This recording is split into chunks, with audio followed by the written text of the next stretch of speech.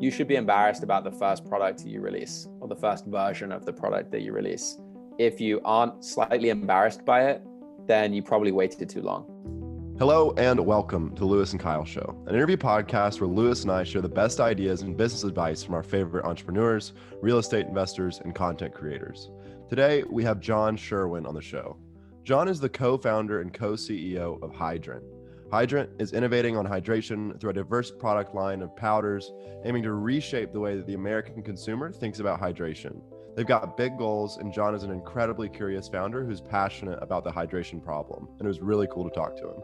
Yeah, in this episode, we talk with John about how and why he started the company and when. We talk about his experience bringing in outside investors and what he's learned from doing that. We talk about the interesting relationship he has with his co-founder, being co-CEOs as well. We talk about what he had to change when he finally got his product into big stores like Whole Foods and Walmart. And he gets into some of his advice for other people with high growth startups. I hope that you enjoy our conversation with John, and I'm going to switch right over to it now. John, welcome to the Lewis and Kyle Show. Thank you so much for your interest in coming on our show. We're excited to chat with you. Thanks for having me on, guys. I'm excited to be here. Absolutely. I know that a lot of people have probably seen Hydrant on their Instagrams because y'all have a really colorful, flashy brand there in a good way.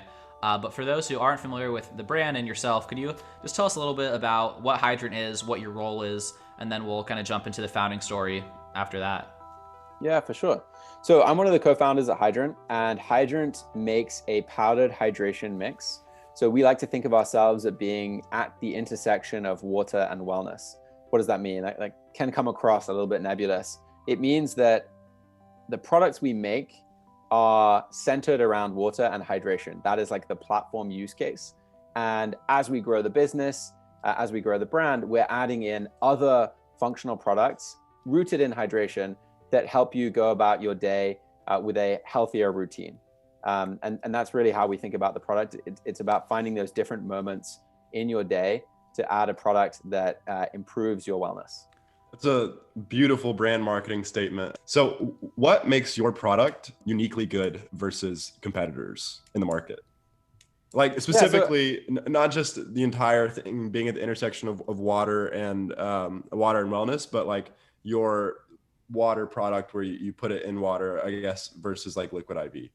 Sure. So I think to like answer to do the question justice, I've got to give you a little bit of like how we came to that first original SKU, which was the Hydrate SKU. Let's do it. When I say SKU, I mean stock keeping unit. I should just say the hydration product. So our original flavor was lime, and it's a blend of electrolytes, real fruit juice powder, a little bit of sugar. You mix in water, you drink it, makes you feel great, tastes good, it's refreshing, and you can go on about your day. How did we get to that product? So the answer is, when I was in college years ago, I saw these medical students drinking this powdered sort of pharmaceutical product when they were hungover, after sports, in various different contexts. And I tasted it. It was disgusting, but wow, was it effective. I mean, this stuff just worked in a way that we now know it's very hard to describe hydration in sort of branding terms. Like, what does feeling hydrated even feel like? This made you feel hydrated. It was powerful enough that you kind of suddenly realize, oh, this is what it means. So I wanted to create that, but I wanted to create it in a way that didn't taste gross, that had accessible branding, that really educated the consumer on what that feeling was. Like, why do people feel hydrated? What goes into that feeling as a whole? So I started on this journey way back in college of trying all the hydration products available in supermarket shelves. So in the UK, we had brands like Lucozade. We had brands like in this medicinal format that was powdered. I was trying coconut waters. Then I moved to the US, did the same process all over again, although now e-commerce was a bit bigger of a thing. So I was also looking on the internet, trying to find products. Across the board, the main thing we found was that either these products contained too much sugar, so were unhealthy, had an ineffective balance of electrolytes, so you weren't truly getting hydrated at the end of consuming the product, or they tasted gross and had artificial colors, flavors, and sweeteners. So those were like the three main problems that we set out to solve with our product. So to explain like why ours is better, there is real fruit juice powder. So we have more real ingredients in the product. That also leads to a more subtle flavor profile that doesn't make you, it's the kind of thing you can drink first thing in the morning and you're not grossed out by it. and you can drink 2 in a row. You're not grossed out by it. It's not so super sweet that it leaves you just kind of like, oh, I'm done. It's not like that. And the goal was to make it so that people could proactively hydrate with the product throughout the day. So we designed the flavor profile and the ingredient list to be minimalist and kind of in that way that just sort of suggested repeat consumption so that people used it that way. I'm sort of rambling at this point. I'll stop there. Did that answer the question? Yeah, absolutely. I think it definitely did. And it's something that you talk about a lot is that idea of proactive hydration versus reactive hydration. Could you briefly touch on that as an idea? Sure. Yeah. So I think hydration as a concept, I mean, it's been around for a long time, the idea of drinking water, of course. But I think if we go back to like the early days of sports drinks were in the late 1950s, and typically it was always linked to sports. And so you would be hydrating after sports. You sweat, then you need to put back what you lost in sweat. And there's nothing wrong with that mode of thinking. But we kind of came to this realization that there are more activities in life that dehydrate you. And people are looking for that edge on their health and wellness. They're looking for the edge in performance mentally as well as physically.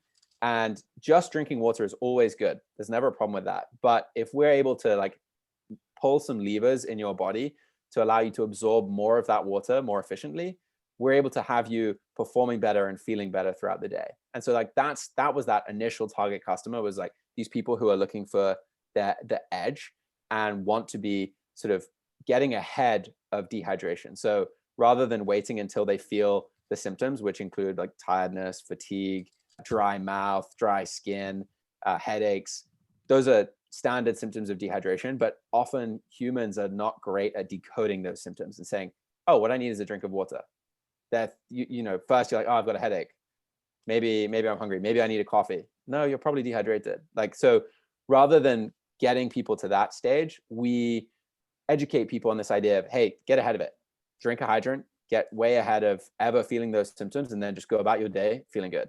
And that's really the difference between the reactive and proactive positioning. Yeah, I mean, the reason I had you comment on that is because like that is a mindset that Lewis and I subscribe to and want to bring out in a lot of these conversations, is just the fact that a lot of people that we interview are proactive people that, wake up in the morning and they are attacking the day isn't attacking them.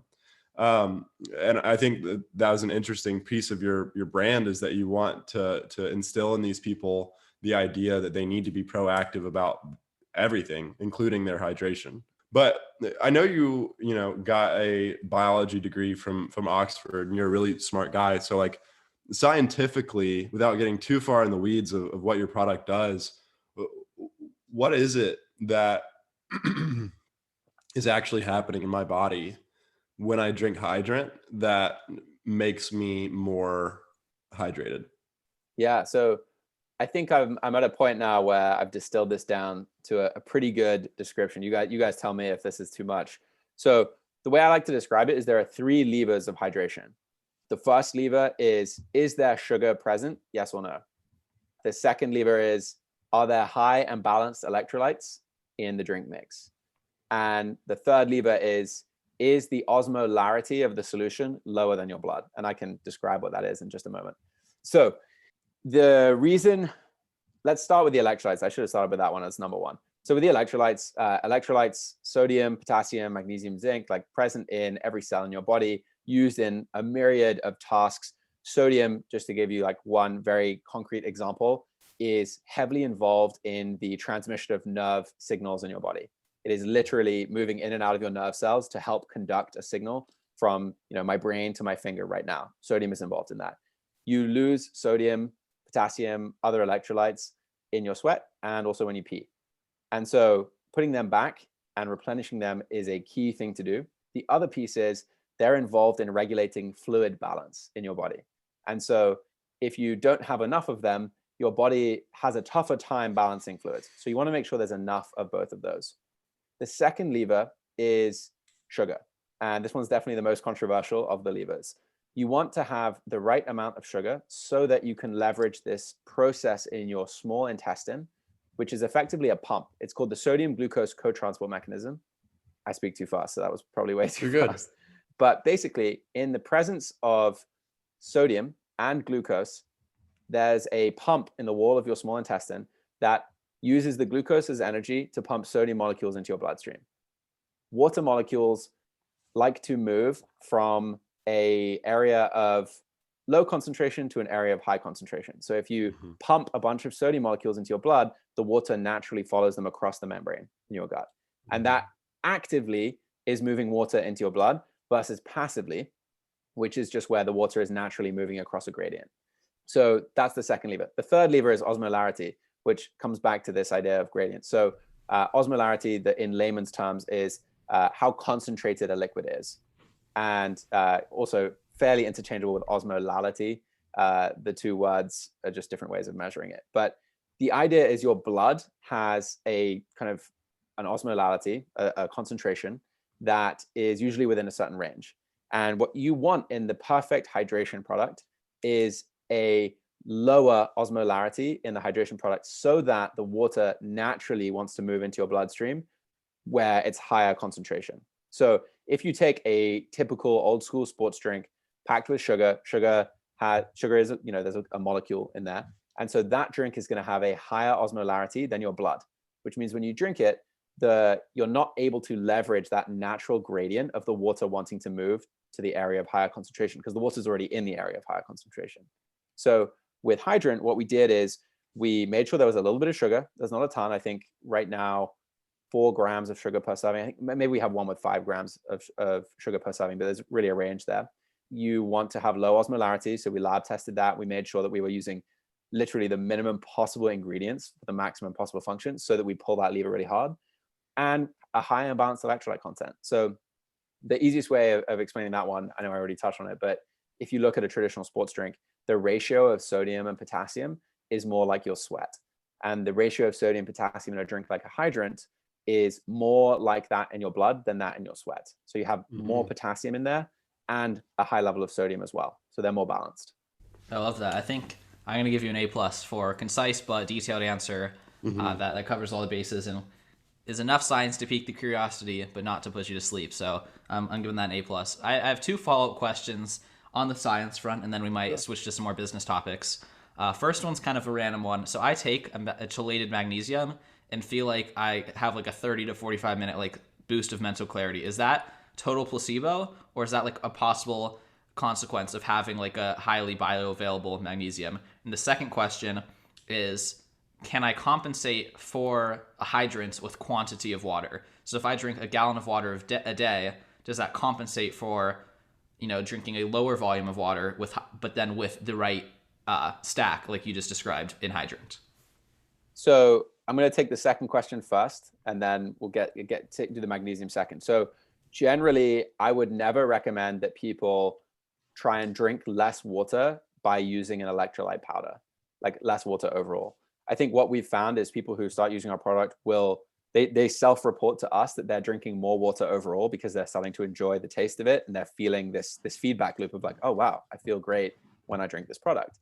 That said, if in like a shorter space of time, let's say over the course of a couple of hours, you chug the gallon of water and then you drunk, let's say 16 ounces with a Hydrant in it, depending on your state of hydration before you drank, I would wager that the Hydrant is more likely to sort of stick, i.e. be absorbed into your body where it's needed, because without the electrolytes and without the sugar, you're not able to pull those levers of absorbing the water into your bloodstream fast, and then from your bloodstream into your cells where it's actually needed.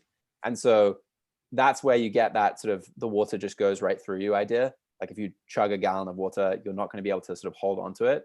But if whatever you're drinking has the right balance of electrolytes, a little bit of sugar, you're able to absorb it efficiently. I'm not saying don't drink as much water total. I think anyone who does make that claim is playing with fire. It's like a really risky area to play in. So that's the first part. The second part, the chelated magnesium. So this is a question that I cannot say I'm qualified to directly answer. We do use magnesium in our product, but that is more from a sort of muscle cramping and fluid balance standpoint. It's not about the mental performance piece. My experience of magnesium is more around sleep and kind of anti-anxiety use cases. So these are things like we're constantly thinking about products that we can make and what ingredients we would use.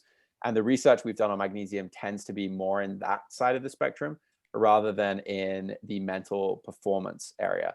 There are other ingredients that I'd say are slightly more interesting from the mental performance standpoint.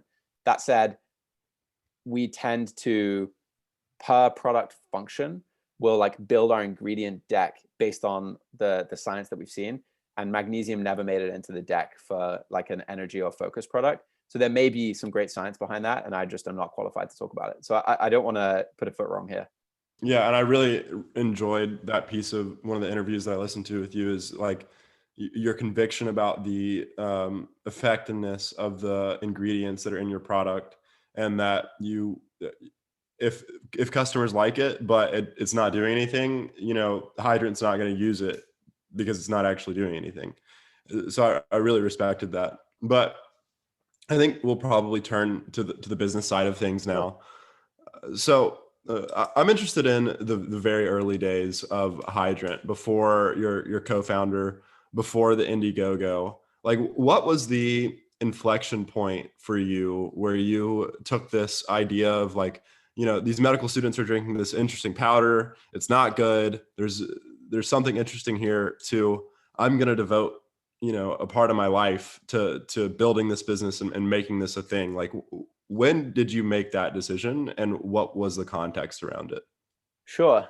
So I think the easiest way to explain this is to talk about it in terms of my upbringing and how my family comes from this sort of fairly entrepreneurial lean, shall we say. So my grandfather, this is an American grandfather, he was an immigrant. He started his own businesses. My dad works for himself. My elder brother works for himself and had started a business. And so all of these role models in my life had their own businesses and didn't sort of play by the rules, if you like. What I mean by playing by the rules is play by the rules from a career standpoint. And I went to school in the UK. I went to university in the UK, where I think it's a more common, there feels like a social pressure to follow a specific path in your career. Like, you go to a good school, you go to a good university, and then like the logical next step, if you have offers from, banks, consultancies, professional services companies, basically, is to take that next step to a prestigious, could be a law firm, and continue to excel year after year and climb the ladder.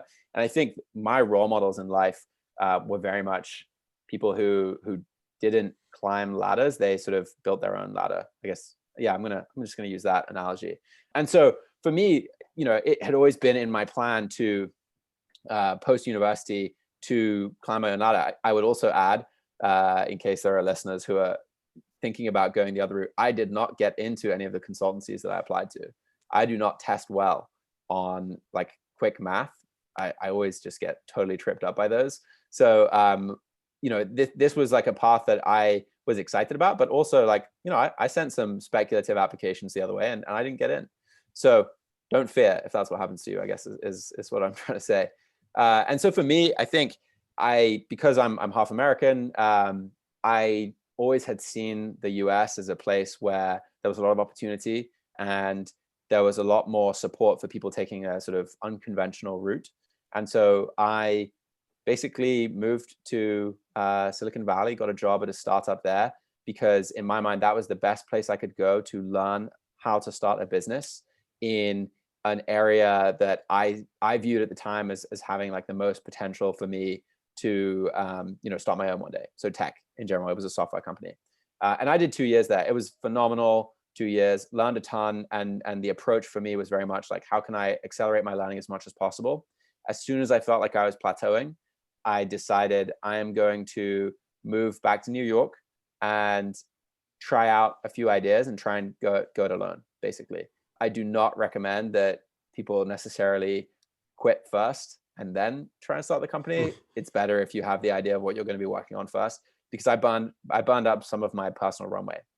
So I had savings from my time in the Bay, where I was very frugal, and I had a bit of runway to play around with some ideas. And I tested one idea, which was like a snack distribution company. Realized like, I do not want to be a middle layer. I want to be a brand and product. I'm sort of a product person.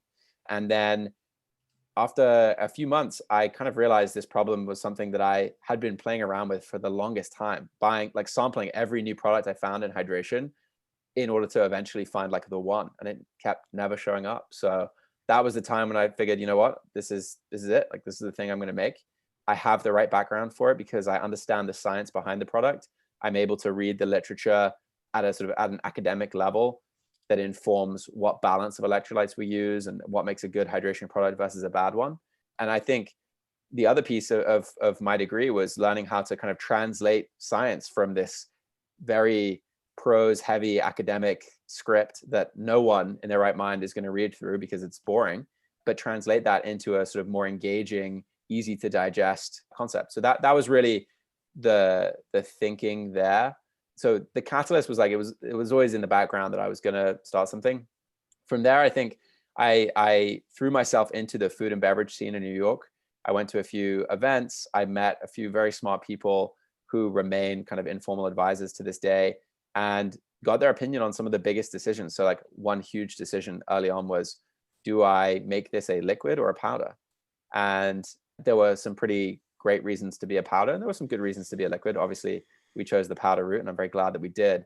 But at that point, like, I had always been wanting to take a run at doing something for myself, and it felt like the right moment trend-wise and the right product for a guy like me with a science background to take on.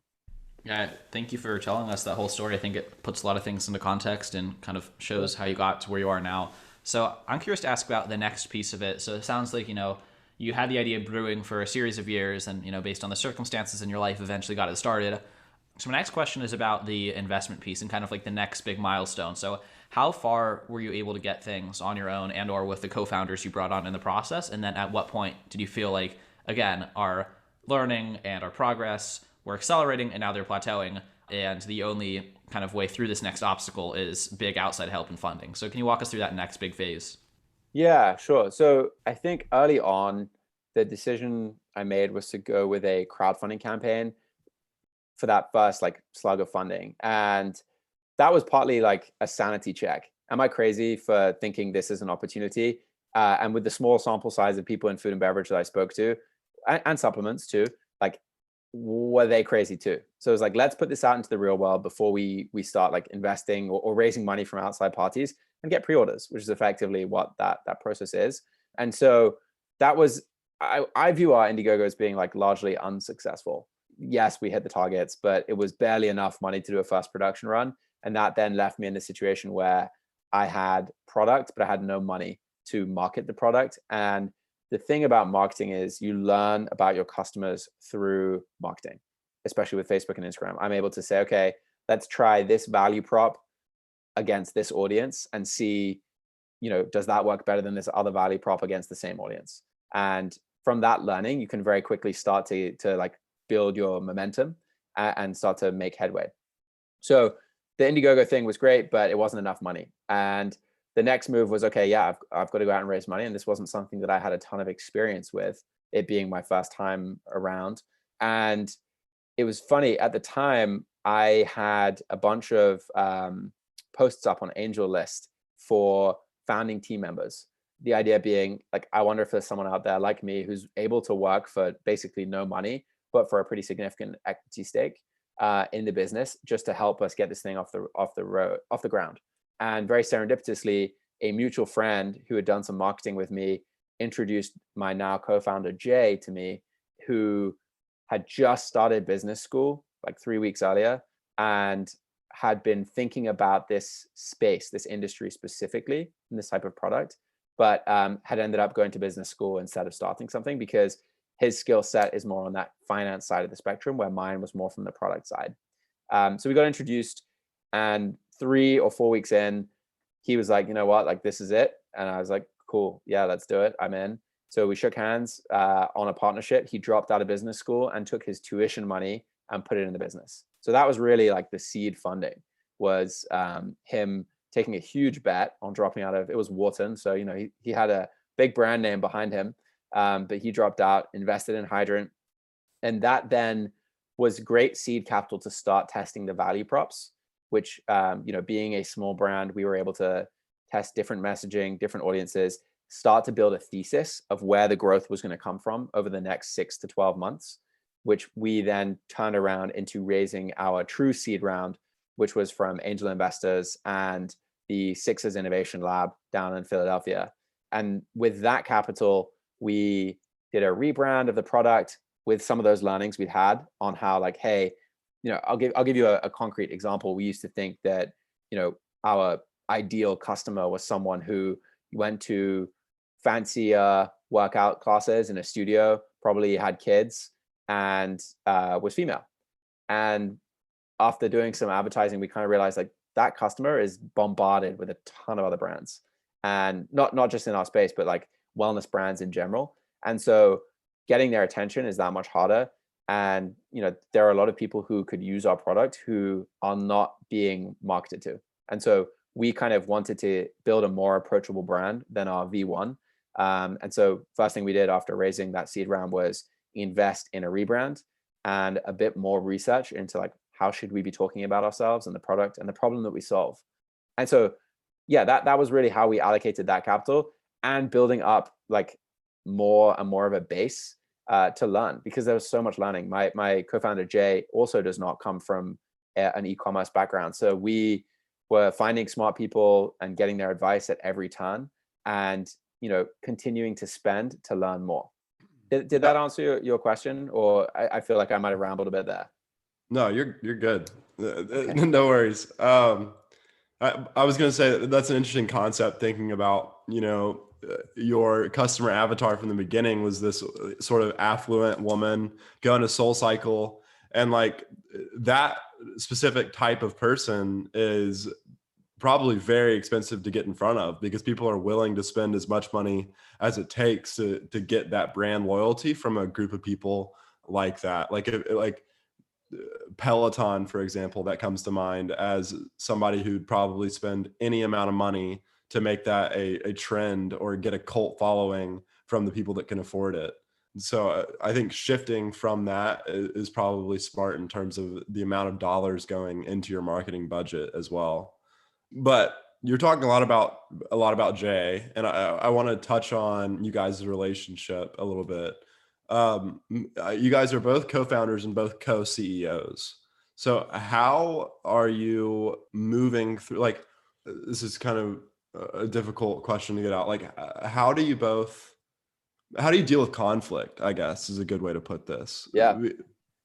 It's so important to our business that this be figured out. So I think if you'll indulge me, I'll go back to kind of when he first joined and how that process was. So Absolutely. When he joined, it was late summer, kind of early fall. And he refutes the timeline in a couple of the events. I know that much. Like, I think he cold emailed you first. He was ready to go day one. You took a little bit more time, something like that. Yeah. I think that actually, it's funny, that still holds true, the way the two of us operate. In many ways, he's like all gas and I'm the brakes on some of these things. And it took us time to figure out, like, what our relationship across the various different lines of business would be. But early on, I think the biggest learning for me was I had been doing this for a little over a year on my own and had no experience starting a company. And kind of, I guess, when it becomes your baby, right? Everything was mine. And this guy comes in, suddenly he's my co-founder, and he has all these ideas that he wants to execute on. And there were areas where at first I was a little defensive of it, to be honest. I was kind of like, well, hang on, like, should we be doing that? This is how I think of the brand. And it was very much my baby. So I think for Jay, he had an uphill battle early on, and kudos to him for battling through it. And I had a lot of growth to do in terms of understanding, like, okay, there needs to be a lot, we have to be open to a lot more change, because the whole business is changed, right? Like, the business now is so different to the business a year ago, which is so different to the business a year before that. And that was something that I needed to learn.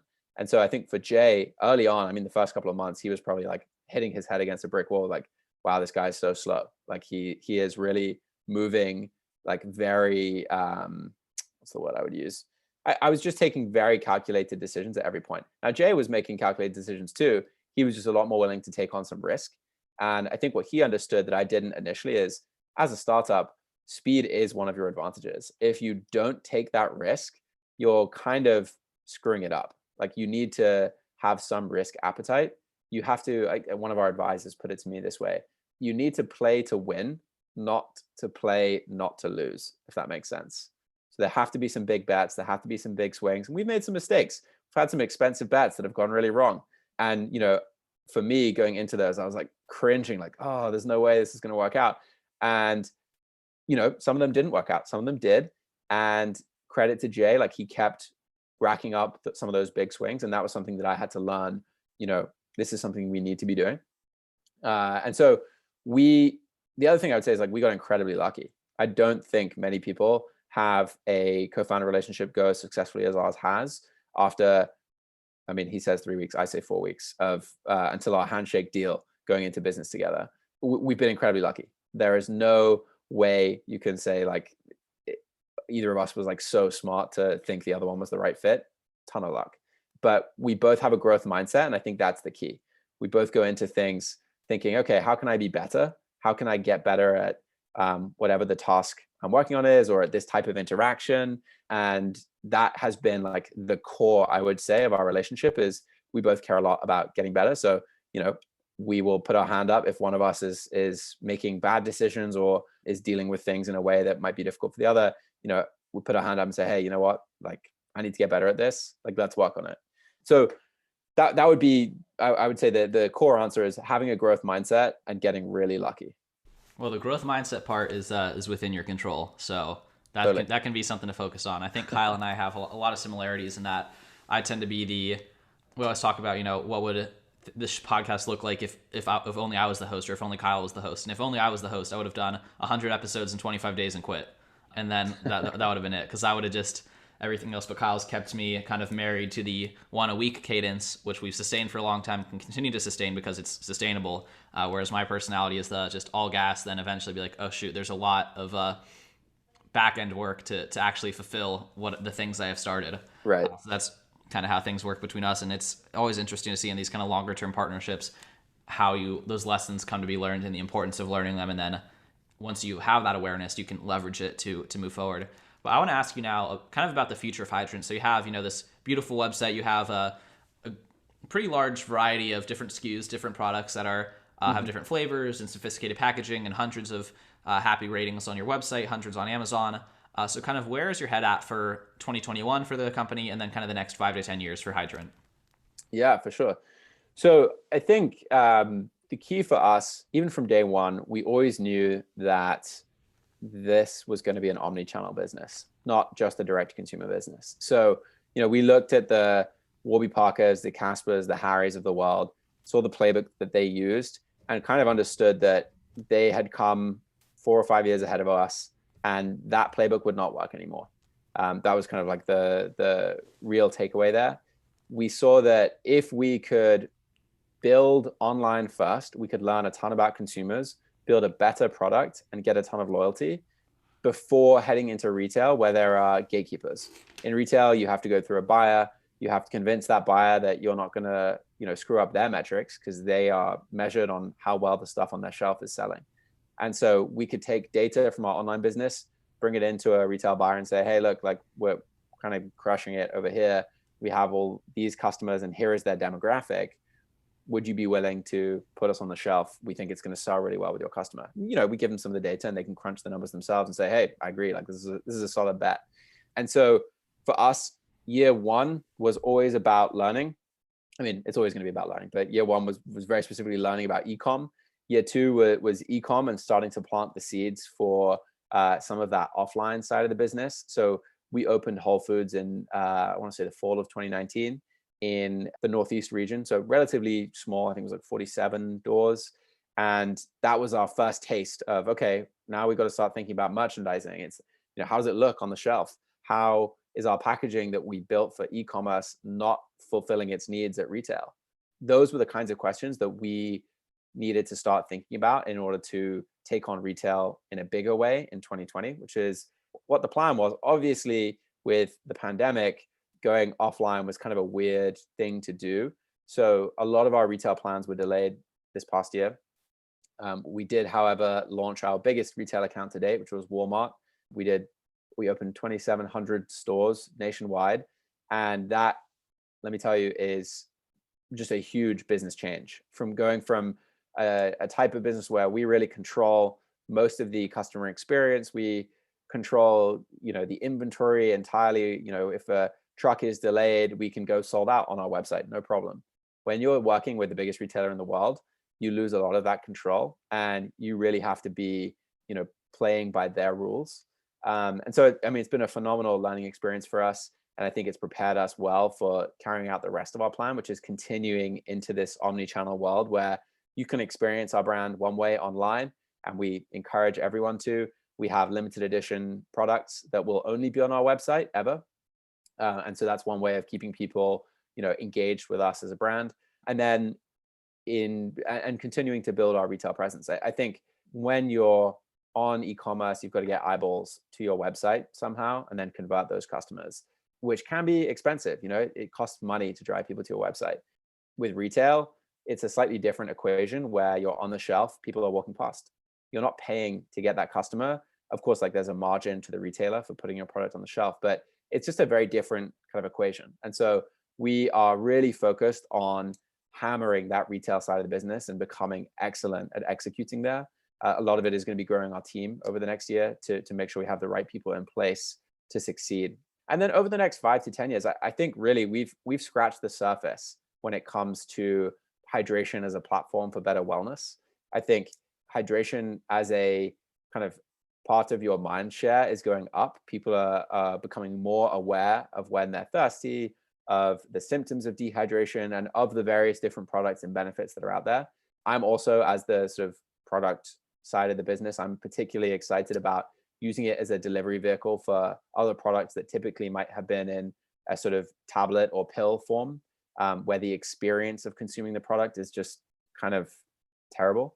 What we've done is we've made a delivery system that is enjoyable to consume. And we want to kind of explore taking this to places people don't expect from a product side as well. So really, it's building that wellness platform that eventually can solve a lot of problems for a lot of different people. Yeah, I think your statement about a delivery system is much bigger than people realize. But I think that we can move into sort of what we like to call the bonus round, sort of non-thematic questions, not linear.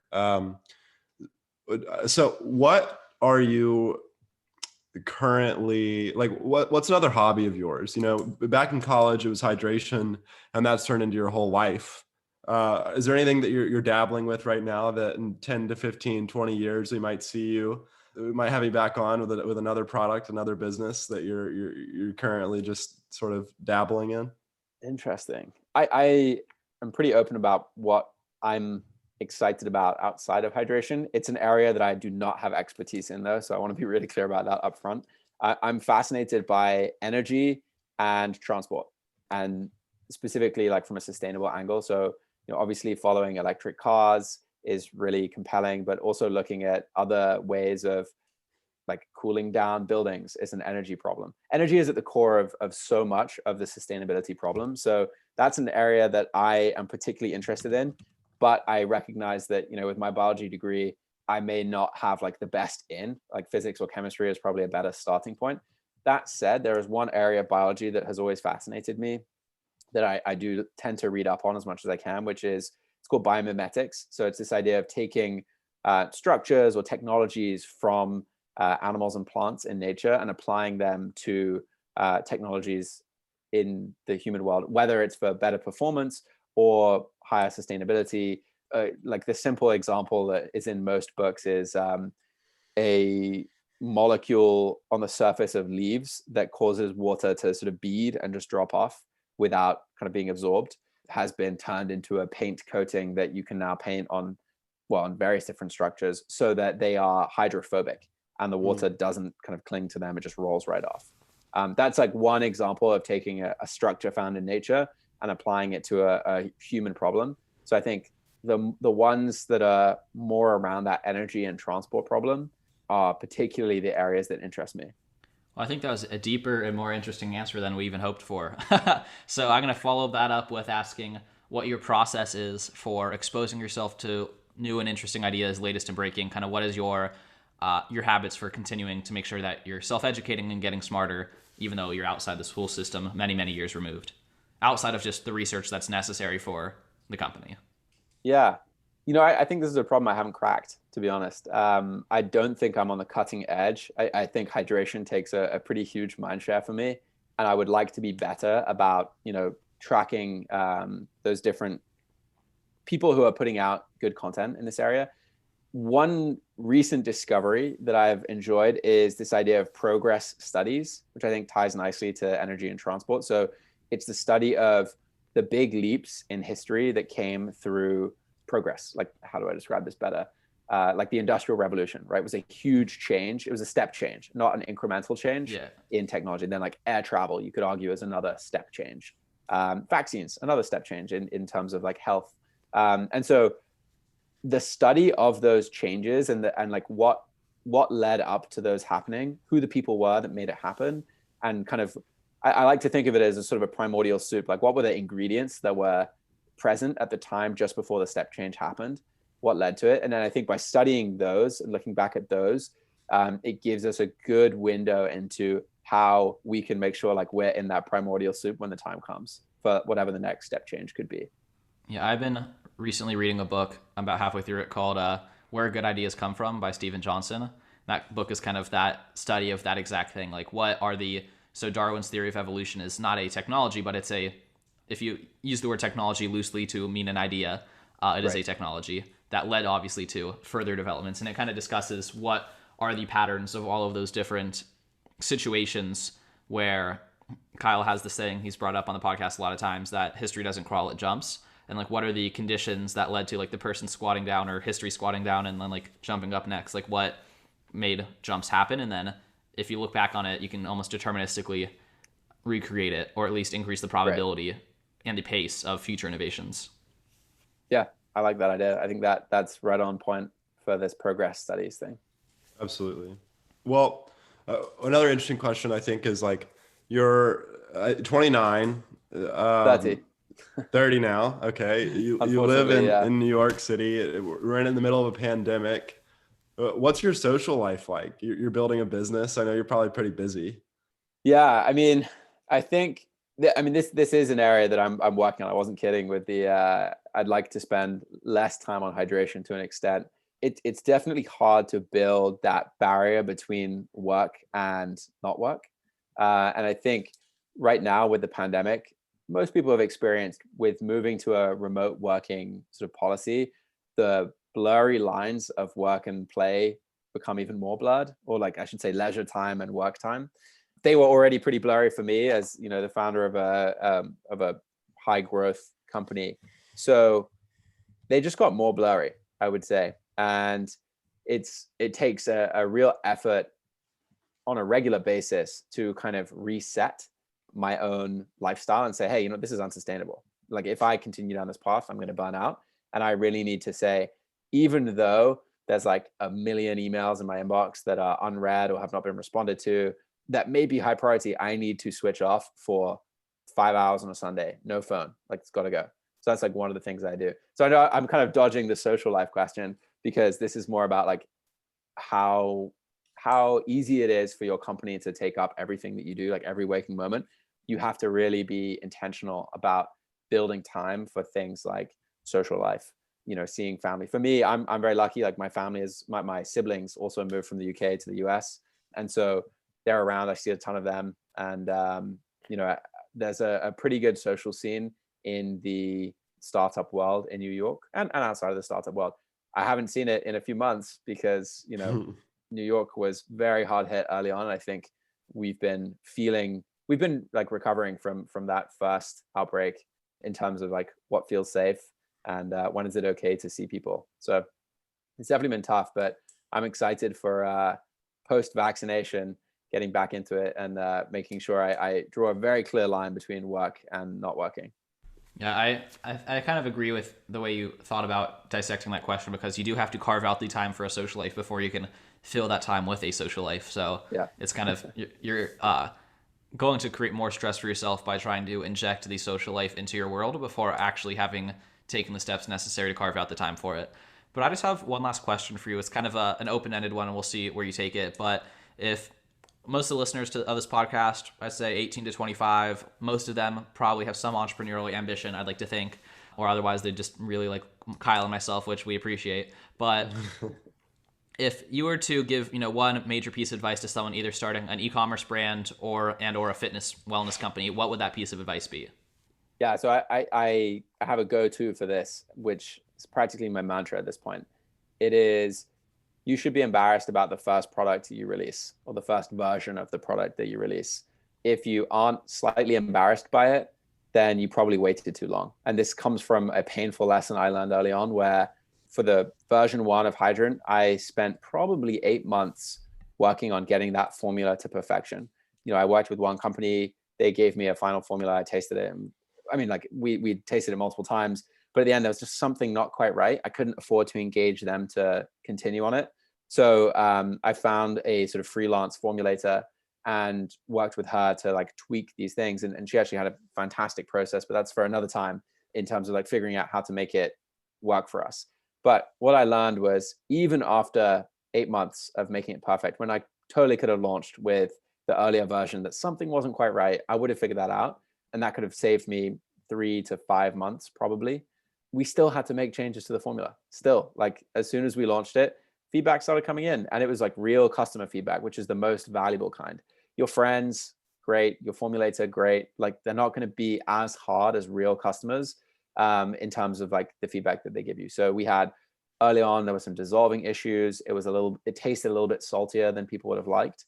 And, we would have figured it out if we'd launched 3 months earlier, and we would have fixed it, and we'd probably end up with the same exact product we have today, but we would have been 3 months earlier, which in what is a pretty competitive space is a meaningful difference. So that would be my piece of advice: is launch earlier than you think you should. And being uncomfortable with that is how it's supposed to feel. You got to ship. Exactly. I love that. Well, John, we really appreciate you coming on and spending your I don't know what time it is in the UK. It's morning for us, maybe the afternoon for you. Evening. If our audience watched this and likes you and likes your answers and wants to maybe get a little hydrated, where should we send them to go? Yeah, so drinkhydrant.com is the main place. You can also find us on Amazon, local Walmart. Those are the best places to really engage with the brand. And that wraps up our interview with John Sherwin.